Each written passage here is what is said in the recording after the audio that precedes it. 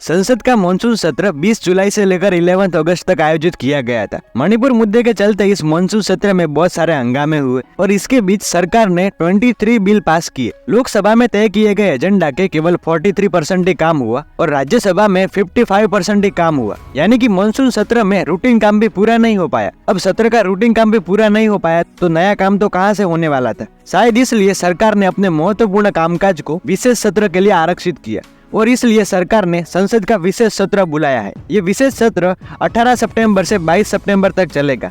ऐसा बताया जाता है कि इस विशेष सत्र में सरकार के द्वारा one nation one election, uniform civil code और वुमेन्स रिजर्वेशन बिल पास हो सकता है। ये यूनिफॉर्म सिविल कोड के बारे में मैंने एक वीडियो भी बनाया था, आप जाके देख सकते हो। लेकिन ये वन नेशन वन इलेक्शन क्या है, सरकार क्यों इसे भारत में लाना चाहती है और इसके आने से भारत को फायदा होगा या नुकसान, आइए जानते हैं वन नेशन वन इलेक्शन को आज के इस वीडियो में।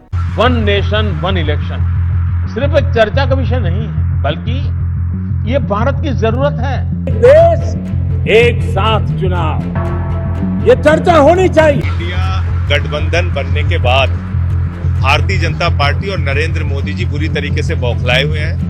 वन नेशन वन इलेक्शन की बगैर उन स्टेट गवर्नमेंट से पूछकर कि क्या वो सहमत है या नहीं सहमत है, बगैर चीफ मिनिस्टर्स को साथ में लेकर अगर वो ये निर्णय लेते हैं, हम उसका विरोध करेंगे। One nation one election, one nation one election, one nation one election, one nation one election, one nation one election के लिए कमेटी बनी है। अब पहले बात करते हैं कि ये वन नेशन वन इलेक्शन क्या है। वन नेशन वन इलेक्शन का सिंपल मतलब है कि लोकसभा और राज्य की विधानसभा की इलेक्शन एक साथ करवाना।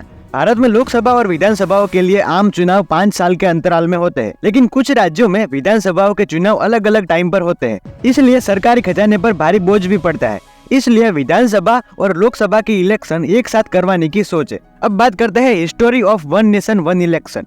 वन नेशन वन इलेक्शन का विचार भारत के लिए कोई नई बात नहीं है, क्योंकि भारत में 1952, 1957, 1962 और 1967 में एक साथ लोकसभा और विधानसभाओं के लिए एक साथ इलेक्शन कराए गए थे। यह प्रथा को 1968-69 में बंद कर दी गई, क्योंकि पहले कुछ विधानसभाएं विभिन्न कारणों से भंग कर दी गई थी। तब से भारत पुरानी चुनाव प्रणाली को अपनाने की पुरजोश कोशिश कर रहा है, लेकिन राजनीतिक दलों के बीच इस पर सहमति नहीं बन पा रही है। वन नेशन वन इलेक्शन के फायदे भी है और नुकसान भी है। पहले बात करते हैं वन नेशन वन इलेक्शन के फायदे के बारे में। पहला एडवांटेज है improvement in economy with money saved, यानी कि पैसे की बचत के साथ अर्थव्यवस्था में सुधार। वन नेशन वन इलेक्शन के पक्ष में सबसे बड़ा तर्क सरकारी धन की बचत है।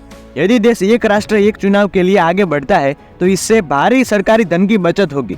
1951-52 में जब लोकसभा का पहला चुनाव हुआ था तो 53 पार्टियों ने चुनाव लड़ा, लगभग 1874 कैंडिडेट्स ने भाग लिया और चुनाव खर्च 11 करोड़ था। 2019 के चुनावों में 610 राजनीतिक दल, लगभग 9000 कैंडिडेट्स थे और लगभग 60,000 करोड़ रुपए का चुनाव खर्च हुआ था, जो काफी ज्यादा है। दूसरा बेनिफिट है will help speed up development work, यानी कि विकास कार्यों की गति देने में मदद मिलेगी। चुनाव के दौरान आचार संहिता लागू हो जाती है और यह आए दिन किसी न किसी राज्य में होता रहता है।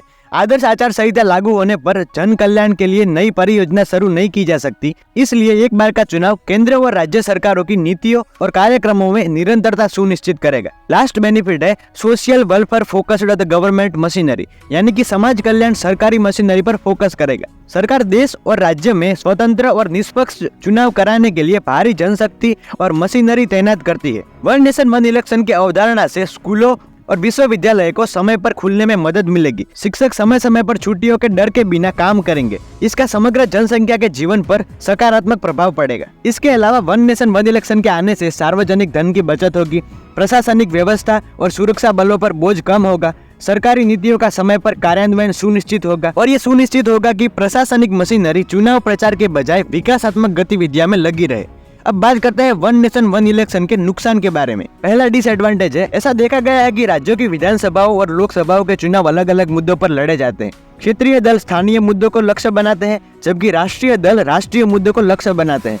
ऐसे में संभावना है कि क्षेत्रीय दल स्थानीय मुद्दों को मजबूती से नहीं उठा पाएंगे। दूसरा है चुनाव खर्च और चुनाव रणनीति के मामले में क्षेत्रीय पार्टियां राष्ट्रीय पार्टियों से मुकाबला नहीं कर पाएगी। विधानसभा चुनाव स्थानीय मुद्दों और स्थानीय मतदाताओं से गहराई से जुड़े होते हैं, इसलिए एक बार का चुनाव क्षेत्रीय दलों को स्वीकार नहीं होगा। तीसरा, अभी के समय में जब लगभग सभी क्षेत्रीय पार्टियां बैलेट पेपर से चुनाव करने की मांग कर रही है, यही चुनाव एक ही समय में कराए जाएंगे तो चुनाव परिणाम बहुत देर से घोषित होगा। वन नेशन वन इलेक्शन को लागू करने के लिए बहुत सारे चैलेंजेस का सामना करना पड़ेगा, जैसे कि constitutional amendments needed for simultaneous elections. Lok Sabha और विधानसभाओं के कार्यकाल को समकालीन करने की आवश्यकता है ताकि दोनों के चुनाव एक निश्चित समय के भीतर हो सके। उदाहरण के लिए वर्तमान लोकसभा का कार्यकाल 2024 तक जाएगा, लेकिन कुछ विधानसभाओं के चुनाव पिछले साल ही हुए हैं और कुछ के चुनाव इस साल होने वाले हैं, जैसे कि छत्तीसगढ़, मध्य प्रदेश और राजस्थान, जिसके परिणाम स्वरूप कार्यकाल पूरा होने की अलग अलग तारीखें हैं। विधानसभा के कार्यकाल को लोकसभा के साथ समन्वित करने के लिए विधानसभाओं का कार्यकाल तदनुसार घटाना या बढ़ाना पड़ेगा